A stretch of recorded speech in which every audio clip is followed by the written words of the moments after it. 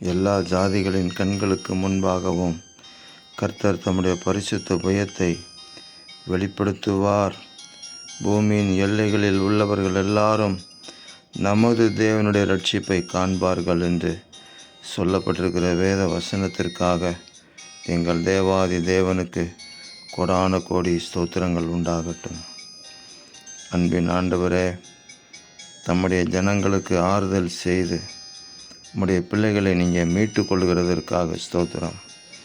அது நிமித்தம் உம்முடைய பிள்ளைகளை நீங்கள் உயர்த்தி நிலை நிறுத்துவது நிமித்தம் எல்லா ஜாதிகளின் கண்களும் உம்முடைய பரிசுத்த புயத்தை பார்க்கட்டும்.